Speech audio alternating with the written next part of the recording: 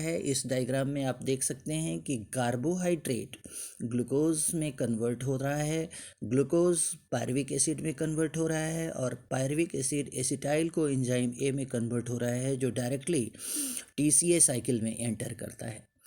अगर हम फैट्स की बात करते हैं तो ये फैट फैटी एसिड में कन्वर्ट होता है। फैटी एसिड जो है एसिटाइल को एंजाइम ए में और acetyl co enzyme A directly TCA cycle में एंटर करता है।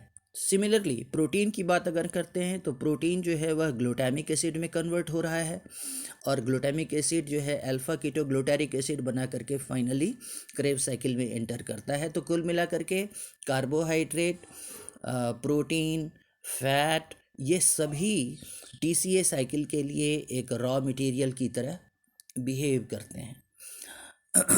यहाँ पर एक और चीज़ जानना बहुत इम्पॉर्टेंट है कि एसिटाइल को एंजाइम ए जो 2 कार्बन कंपाउंड है, यह fatty acid, cutin, aromatic compound, isoprenoids और फाइटोल चेन क्लोरोफिल के कैरोटीनॉइड्स, एस्टेरॉइड्स, टर्पीन, जिब्रेलिन, इन सबों की सिंथेसिस के लिए बहुत इम्पॉर्टेंट इंटरमीडिएट है। अल्फा कीटो ग्लूटारिक एसिड जो क्रेव साइकिल में प्रोड्यूस होता है, यह एक इम्पॉर्टेंट एमिनो एसिड है ग्लूटामिक एसिड के लिए।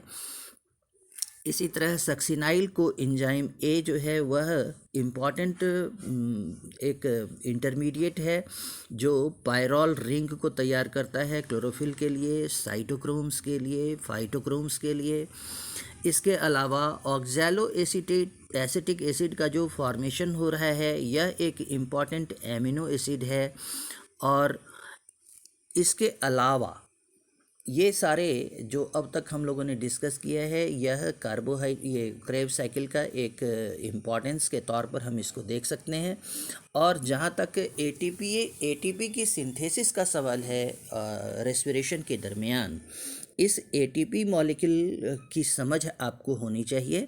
यहाँ डायग्राम 14.8 यहाँ पर एटीपी का स्ट्रक्चर आपको दिखाया गया है। सबसे ऊपर ये एक रिंग जैसा स्ट्रक्चर है जिसके नीचे लिखा है एडेनिन, और इस एडेनिन के बारे में आपको पता है कि यह एक नाइट्रोजिनस बेस है।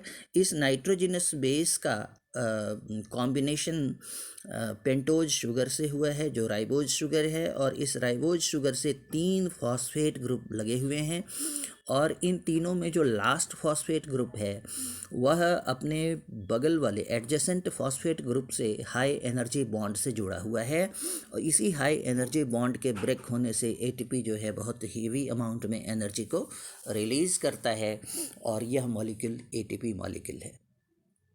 तो इस मॉलिक्यूल की सिंथेसिस इस क्रेब साइकिल का और ग्लाइकोलिसिस का बहुत इम्पॉर्टेंट एस्पेक्ट है।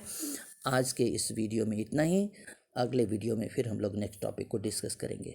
Thank you.